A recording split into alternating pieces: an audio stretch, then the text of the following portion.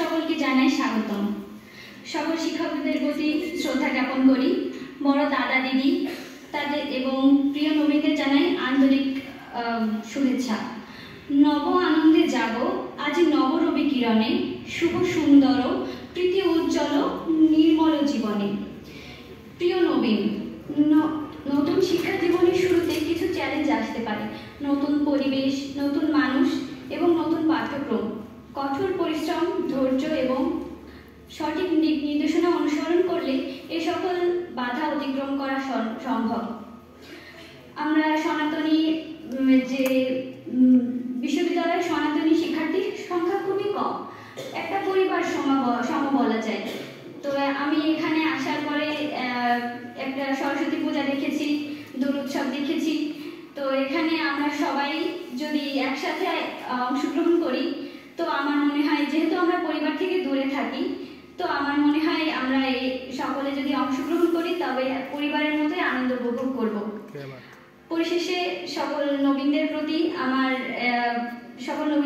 আমার তাদের আগমন শুভ হোক, তাদের আগমনে শুভ হোক আগামী পথ চলা। এর মাধ্যমে আমার বক্তব্য শেষ করছি। নমস্কার।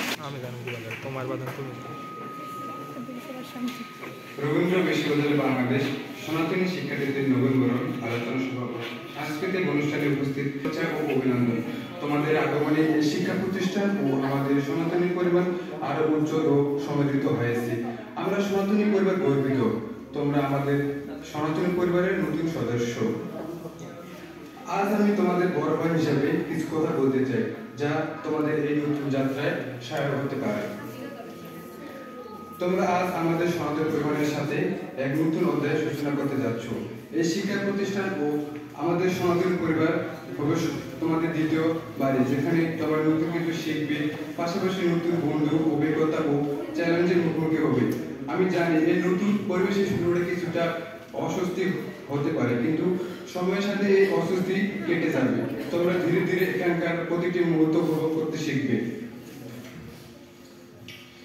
এই নতুন পরিবেশে তোমরা সবাই নিজের বাবা মা পরিবার থেকে অনেক দূরে আসো। সেক্ষেত্রে রবীন্দ্র বিশ্ববিদ্যালয়ের সনাতন পরিবার হবে তোমাদের নিজের পরিবারের মতো। নমস্কার সকলকে, এবং বিশেষ করে আমাদের ধন্যবাদ আজকের ষষ্ঠ ব্যাচকে, এবং সেই সাথে ধন্যবাদ শিক্ষকদের। আমি আসলে কি বলবো কিছু জানি না এখানে। তো নবীনদের উদ্দেশ্যে বলতে চাই, তোমরা এখানে নতুন, প্রথম আসছো, দেখে শুনে চলবা এবং সবাই ভালোভাবে পড়াশোনা করবা। আর সামনে আমাদের পূজা, সরস্বতী পূজা, সেই পূজায় সবাই আমরা কন্ট্রিবিউট চাই এবং আশা করি তোমরা সকলে থাকবা আমাদের পূজাতে এবং স্বেচ্ছায় এবং কি বলে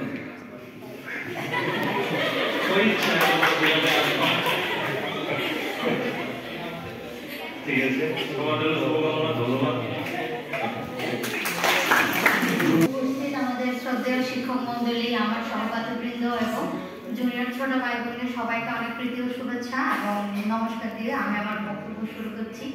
আসলে ওরকম প্রিপারেশন নাই, হঠাৎ করে কি বলবো জানি না, যা বলবো ভুল ত্রুটি হলে ক্ষমার সুন্দর দৃষ্টিতে দেখবেন সবাই। বিশেষ করে এখানে যারা নবীনরা আসছে সবাই নতুন পরিবেশে থাকবে, নতুন মানুষদের সাথে পথ চলা, সবাই দেখে শুনে চলতে হবে। আর নিজেদের মানুষদের সাথে বিশেষ করে থাকতে হবে, নিজেদের মানে কি বলবো, যারা আমরা সনাতনী আছি তাদের সাথে বিশেষ করে পথ চলা আমাদের। তো বাইরের পথভ্রষ্ট হওয়া যাবে না, সবাইকে সুন্দর মতো চলতে হবে ঠিক মতো। এইবার আমার ফাইনাল ইয়ার শেষ, হয়তো MBA বলে আরেক বছর থাকবো। আমরা জুনিয়ররা খুবই লাকি, আমাদের এরকম যতদিন যাচ্ছে নবীনদের বরণ করে নেওয়া হচ্ছে। আর সামনে তো সরস্বতী পূজা। আমাদের মূলত পরিচয় হয় দুইটার মাধ্যমে, এক হচ্ছে নবীন বরণ আর দুই সরস্বতী পূজার মাধ্যমে। এছাড়া মনে হয় না যে আমরা কেউ কাউকে চিনি। এই নবীন বরণের মাধ্যমে আমাদের মূলত পরিচয় করাটা শুরু হয়। তো তোমাদের কাছে একটাই অনুরোধ, যেহেতু সামনে সরস্বতী পুজো, সবাই একসাথে কাজ করবা, একসাথে চলাফেরা করবা। এটা হচ্ছে উপস্থিত সকল শিক্ষক এবং আমার সামনে উপবিষ্ট সকল আমার ছোট ভাই বোনদের অনেক অনেক শুভেচ্ছা। আমার কাছে মনে হচ্ছে খুব আনন্দের একটি দিন, কেননা হয় না যে পরিবারের নতুন তো তোমাদের দেখেও আমার ঠিক তেমন অনুভূতি হচ্ছে। তোমরা এসেছো নতুন, আশা করি রবীন্দ্র বিশ্ববিদ্যালয়ের সকল ধর্মীয় অনুষ্ঠানে তোমরা একসাথে থাকবে আমাদের সাথে। আমাদের তো যাওয়ার সময় চলে এলো, তো আমি চাই তোমরা এর পরবর্তী থেকে সকল অনুষ্ঠানে অংশগ্রহণ করো এবং ভালো মতো পড়াশোনা করো, নিজ নিজ ধর্ম সবাই পালন করো। এই তো, সবার জন্য শুভকামনা।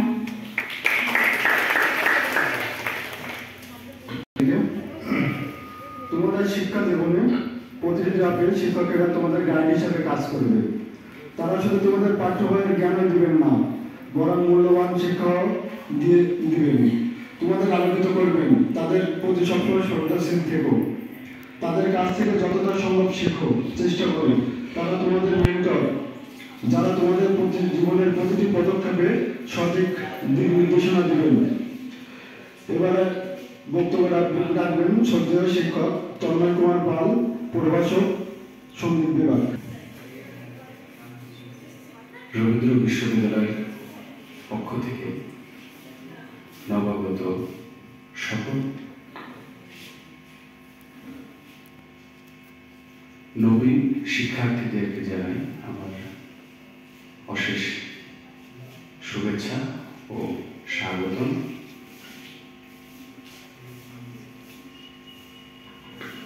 বিশ্ববিদ্যালয় শুধু একটি শব্দ নয়, এটি একটি গুরু দায়িত্ব। বিশ্ববিদ্যালয় বিশ্বমানের বিশ্ববিদ্যালয়, বিশ্বমানের বিদ্যালয়। তো আমরা শুধুমাত্র এখানে পুঁথিগত বিদ্যা চর্চা করব না, প্রয়োগিক বিদ্যা, জীবনমুখী বিদ্যা, এই সকল বিদ্যা আমরা এখানে চর্চা করতে এসেছি। জাতীয় বিশ্ববিদ্যালয় এবং পাবলিক বিশ্ববিদ্যালয়ের মধ্যে কি একটা পার্থক্য?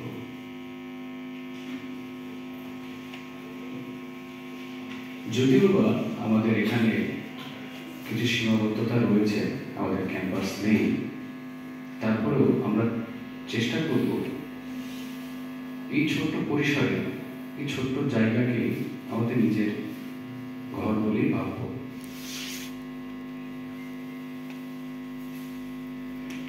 যারা নতুন শিক্ষার্থী,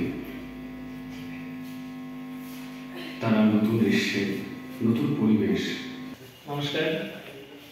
সনাতন শিক্ষার্থীদের নবীনবরণ অনুষ্ঠানে আমার শ্রদ্ধেয় সহকর্মীবৃন্দ এবং নবাগত শিক্ষার্থীবৃন্দ এবং সকল শিক্ষার্থীবৃন্দকে আমি আমার নমস্কার জানাই।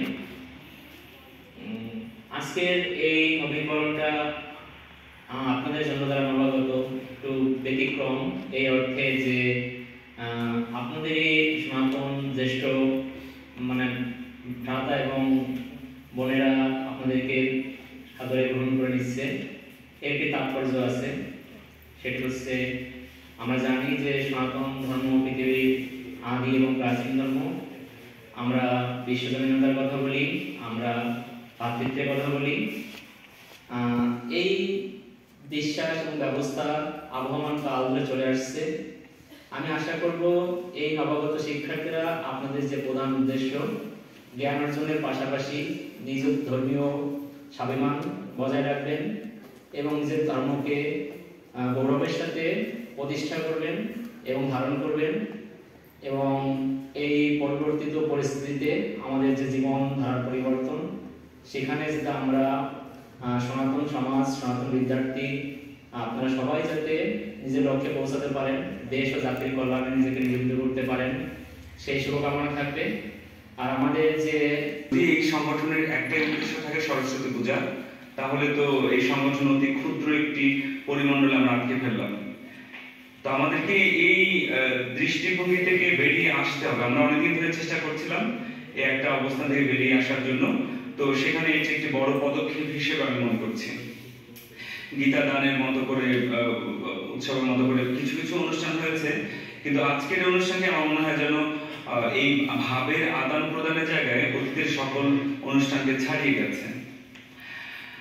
তো তো এই সংগঠনটিকে যদি আমরা একটি কার্যকরী রবীন্দ্র বিশ্ববিদ্যালয়ের সকল সনাতন ধর্মাবলম্বী শিক্ষার্থীর কল্যাণমূলক কাজের সঙ্গে সংশ্লিষ্ট একটি সংগঠন হিসেবে আমরা দেখতে চাই, তাহলে আমাদের অনেক কিছু করবার বাকি আছে, অনেক কিছু করবার সুযোগ আছে। যে কার্যকরী কমিটিটা এই কিছুদিন হলো ফর্ম করেছে, আমরা এখনো সাইন করিনি, তো সেই কমিটির কাছে আমার বিশেষ একটা চাওয়া থাকবে। প্রশান্ত স্যার এতক্ষণ ধরে যে কথাগুলো বলে গেলেন সেখান থেকে আমি একটু কথা টেনে বলছি। বিশেষ বিশেষ কিছু একটা উপলক্ষকে কেন্দ্র করে আমাদের কিছু সেমিনার, কিছু আলোচনা অনুষ্ঠান, কিছু সাংস্কৃতিক অনুষ্ঠান আয়োজন করা খুবই প্রয়োজন। একটা বিশ্ববিদ্যালয়ের সনাতন বিদ্যার্থীরা তাদের নিজেদের অধিকার সম্পর্কে সচেতন নয়, তারা নিজেদের গর্ব সম্পর্কে সচেতন নয়, তারা কোন কোন বিষয়ে নিজেকে স্যাটিসফাইড মনে করবে সেই বিষয়গুলোতে তারা একেবারেই কিছুই জানে না বা তারা ভাবে না, চিন্তা করে না। এটা হতে পারে না। সেক্ষেত্রে আমি কয়েকটি বিষয়ে আপনাদের একটু দৃষ্টি আকর্ষণ করতে চাই। আপনারা বেদ নিয়ে একটা কর্মশালা করতে পারেন। আপনারা সরস্বতী পূজায় মন্ত্র পাঠ করেন, বেদ, বেদাঙ্গ, বেদান্ত বিদ্যা, এগুলো কি, কোথেকে এলো এসব শব্দগুলো? এগুলো জানতে হবে তো। উপনিষদ সম্পর্কে জানতে হবে, গীতা কেন সারমর্ম সকল ধর্মগ্রন্থে সেটি জানতে হবে না? আপনারা খুব ভালো একটা গীতা কিনলেন, সেটাকে প্রতিদিন ফুল বেলপাতা দিলেন, পুজো করলেন, ইচ্ছে হলো পড়লেন, ইচ্ছে হলো পড়লেন না, এটা তো হতে পারে না। আপনাদেরকে বুঝতে হবে যে এই সপ্তশতী এই গ্রন্থটি আরেকটি নাম, এর কারণটা কি, এর নাম কেন, এই 700 ওয়ার্ডটি এর সঙ্গে কেন সংশ্লিষ্ট হলো, কিভাবে ভারতীয় আর্য সভ্যতা থেকে এই বর্তমান সময় পর্যন্ত এই সমস্ত ফিলোসফি গুলো বারে বারে পরিবর্তিত হয়েছে এবং পরিবর্ধিত হয়েছে, কেন বেদান্ত সংহিতা কিংবা উপনিষদের এই এত বড় একটা শাস্ত্রের একটা জ্ঞান আপনাদের অধরা রয়ে গেছে, সেগুলো নিয়ে একটু সচেতন ভাবে আপনারা ভাববেন না তো কারা ভাববে? রবীন্দ্র বিশ্ববিদ্যালয়ে আপনারা সনাতন বিদ্যার্থী শিক্ষার্থী পরিষদ, আপনারা যদি এই বিষয়গুলোকে সামনে নিয়ে এসে আলোচনা করার সুযোগ সৃষ্টি না করেন তাহলে এগুলো কারা করবে?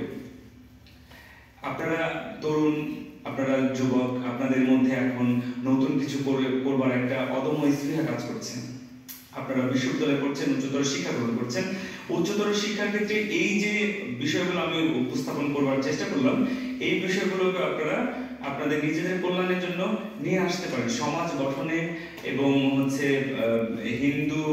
হিন্দুত্ববাদী কিংবা সনাতনবাদী যে চিন্তা চেতনা রয়েছে সেগুলোকে পরিপুষ্ট করবার জন্য সচেতন ভাবে এই আমাদের অতীত গৌরব গাথা নিয়ে আলোচনা করবার ভীষণ ভীষণ প্রয়োজনীয়তা আছে বলে আমি মনে করছি। তো আমার খুবই প্রত্যাশা থাকবে হয়তোবা পরবর্তী শ্রীকৃষ্ণের জন্মাষ্টমী তিথিতে একটি গীতা পাঠের আয়োজন এখানে হবে। আমি দৃঢ়ভাবে এটা আপনাদের কাছে আজকে প্রত্যাশা জানিয়ে গেলাম, দৃঢ়ভাবে এটা হতেই হবে। অন্ততপক্ষে ওই দিন তো আমি ভীষণভাবে চাই সেই গীতা পাঠের আলোচনা দিনব্যাপীও হতে পারে, সকালে হতে পারে, বিকালেও হতে পারে। আপনারা এখানে খুবই একেবারে পরিষ্কার পরিচ্ছন্ন হয়ে, খুবই শান্তভাবে, সমাহিত হয়ে, ধ্যান মগ্ন হয়ে গীতা পাঠ শুনবেন। যারা যারা গীতা পাঠ করতে পারেন তারা গীতা পাঠ করবেন। যদি কেউ চান সেখানে প্রবন্ধ উপস্থাপন করবেন, আলোচনা করবার সুযোগ সৃষ্টি করবেন, করুন। সেখানে তর্ক হোক, বিতর্ক হোক, আপনাদের নিজস্ব চিন্তাধারা নিয়ে কথা হোক। যার যার চিন্তাধারা তার তার মতো করে পালন করলে সেটি তো উচ্চতর শিক্ষা কোনো মাপকাঠিতে পড়ে বলে আমি মনে করি না। আর এর পাশাপাশি আপনারা আমার সহকর্মীবৃন্দ অনেকগুলো দিকে তারা আলোকপাত করে গেছেন। আপনাদের নিজেদের আত্মিক উন্নতি ঘটাবার জন্য হলেও এই সনাতন বিদ্যার্থীদের একত্রে মিলিত হয়ে বিভিন্ন রকমের অনুষ্ঠান করতে হবে, এর কোনো বিকল্প নেই। আপনারা পৌষ সংক্রান্তি অনুষ্ঠান করতে পারতেন, আপনারা দোল পূর্ণিমার অনুষ্ঠান উদযাপন করতে পারতেন বা করতে পারবেন, সামনে চলে আসছে প্রায়। এরকম আরো যে যে অনুষ্ঠানগুলো আছে, একাদশীর কথা বলে গেলেন প্রশান্ত স্যার, তো এর সঙ্গে আর কি কি বিষয় সংশ্লিষ্ট আছে সেই বিষয়গুলোকে নিয়ে সামনে তুলে আনুন। আমি চাই এই কাজগুলো হোক। এবারে আসি একেবারে আমাদের দোরগোড়ায় যে বিষয়টি আমাদের দরজা নক করছে, সেটা হচ্ছে সরস্বতী পূজা। সরস্বতী পূজা নিয়ে যদি আপনারা একটু ভাবেন তাহলে দেখতে পাবেন যখন রবীন্দ্র বিশ্ববিদ্যালয় প্রথম শুরু হলো তখন কেউ কি আছেন সেই একেবারে প্রথম পুজো যখন হয়েছিল তখনকার? শান্তকে ছিলেন তখন? আচ্ছা, স্নিগ্ধা ওরা ছিল তাই না? ওরা কি কেউ আছে ওই ব্যাচের? কেউ কি আছে? আচ্ছা, তো আমাদেরকে এই ইতিহাসগুলো জানতে হবে। একেবারে ঘরোয়া ভাবে যারা ছিলেন তারা কোনো ক্রমে একটা সুন্দর করে একটা পুজোর আয়োজন করেছিলেন একাডেমি ভবন 1-এর 4 তলায়। তারপর পরের বছর বোধহয় করোনা চলে এলো, তাই না? লকডাউন পরের বছর, আচ্ছা পরে 1 বছর হয়েছিল পুজো। তখন আপনারা নবীন যারা এসেছেন তারা একবার একটু যাবেন 4 তলায়, গিয়ে দেখবেন ওই বেঞ্চগুলো সব বের করে পুরো রুম আমরা সারা রাত ধরে ধোয়া মোছা পরিষ্কার করে তারপর ওখানে পুজো করতাম। তো এরপরে লকডাউন এলো, লকডাউনে পুজো হবেই না, 2-3 দিন আগে নোটিসে পুজো করা হলো। তো যাই হোক, প্রতি বছর আমরা পূর্ববর্তী বছরকে ছাড়িয়ে অনেকটা এগিয়ে গিয়েছি। আমাদের পুজো করবার বাজেট বেড়েছে, পুজোর পরিধি বেড়েছে, শিক্ষার্থীর সংখ্যা বেড়েছে, শিক্ষক সংখ্যাও বেড়েছে। হ্যাঁ, তো এবার তো আপনাদের সবুজ স্যার, তন্ময় স্যার কোথায় এটা প্রথম সরস্বতী পুজো, তাই না? আচ্ছা, গতবারটা ছিল, এবার এটা দ্বিতীয়।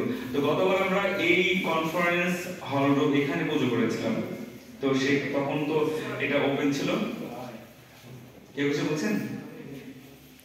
আচ্ছা, তো আজকে এইবার তো আমরা এখানে পুজো করতে পারবো না, আমরা বাইরে পুজো করবার প্ল্যান করছি। দেখি বিশ্ববিদ্যালয় কর্তৃপক্ষ আশা করি অমত করবেন না। তো আমরা যদি বাইরে পুজো করি তাহলে আমাদের বাজেট বাড়বে।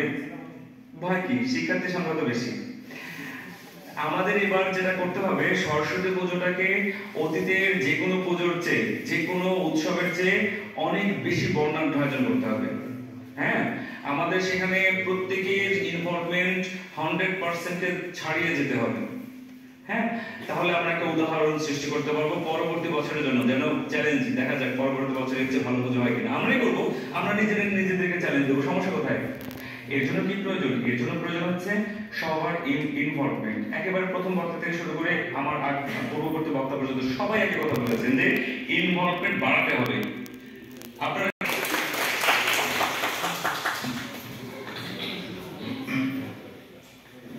প্রথমেই আজকের অনুষ্ঠানে উপস্থিত সকল শিক্ষক, আমার সিনিয়র দাদা দিদিরা, আমার সহপাঠী, আমার স্নেহের অনুজ, সবাইকে নমস্কার। এত সুন্দর একটা আয়োজন সবাইকে একসাথে এক জায়গায় করার জন্য ষষ্ঠ ব্যাচকে যারা আজকের এই অনুষ্ঠান আয়োজন করেছেন তাদেরকে হৃদয়ের অন্তঃস্থল থেকে ধন্যবাদ। আর কিছুদিন পরেই সরস্বতী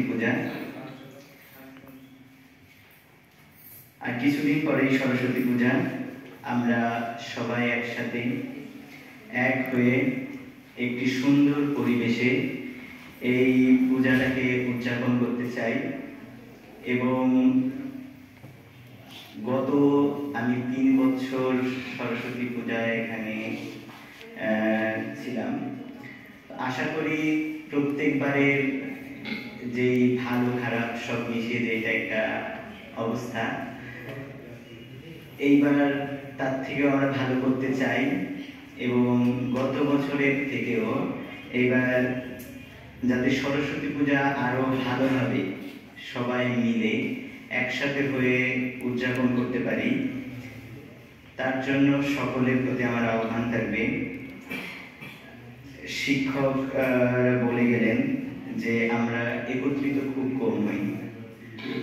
আমি আমার সাধারণ সম্পাদক যারা আছেন, আমার সাথে যারা কাজ করবেন, তাদের সাথে কথা বলে আমরা চেষ্টা করব প্রতি মাসে অন্তত একবার হলেও যাতে আমরা একত্রিত হতে পারি সেই ব্যবস্থাটা করা। সবুজ স্যার বলে গেলেন যে সেমিনার, এটা আমিও তার সাথে একমত এবং মনে করি যে সেমিনার হওয়া উচিত। কারণ আমরা অনেক সময় আছে যে এমন প্রশ্নের সম্মুখীন হই যেগুলোতে আমরা বিব্রত একটা যে পরিস্থিতি, সেইটাতে পরিস্থিতিতে পড়ি, এইটাতে যাতে না পড়ি, এই জন্য প্রতি মাসে যখন আমরা একত্রিত হব, একটি সেমিনার হতে পারে বা সেখানে গীতা পাঠ হতে পারে বা শিক্ষক মণ্ডলী আমাদের এই বিষয়ে যে প্রশ্নের সম্মুখীন হই এমন কোনো বিষয় সামনে এনে আমরা সেমিনার করতে পারি এবং আমরা সেটা করার চেষ্টা করব। স্যার বলে গেলেন যে পৌষ সংক্রান্তি কেন হয় না। সামনেই কিন্তু পৌষ সংক্রান্তি, সামনের মঙ্গলবার। আপনারা যদি চান যে আমরা পৌষ সংক্রান্তি করব, সবাই যদি একত্রিত মতামত দেন, তাহলে আমরা এটা উদযাপন করতে পারি। আপনারা কি রাজি?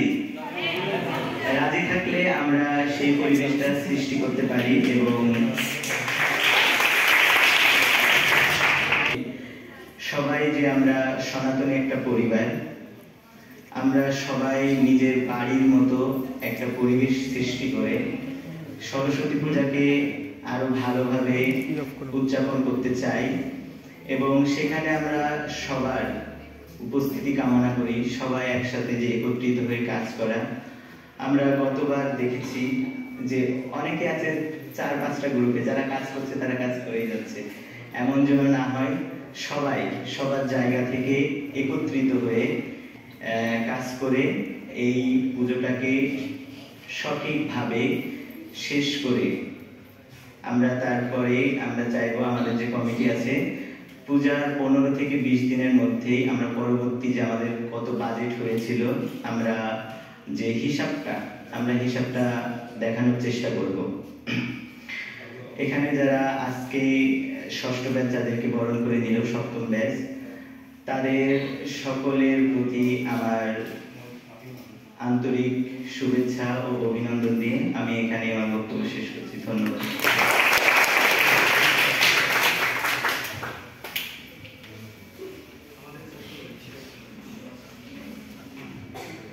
ধন্যবাদ। সমাপনী বক্তব্য পূজা উদযাপন সরস্বতী পূজা উদযাপন কমিটি সভাপতি অঙ্কুর দাদাকে, তিনি ওনার বক্তব্যের মাধ্যমে আজকের আলোচনা সভা এখানে সমাপ্তি হলো। এখন আমরা তৃতীয় পর্বে চলে যাব। তৃতীয় পর্বে রয়েছে সাংস্কৃতিক অনুষ্ঠান। তার আগে সকল শিক্ষকবৃন্দকে অনুরোধ করব আপনারা সামনে এসে আসন গ্রহণ করুন।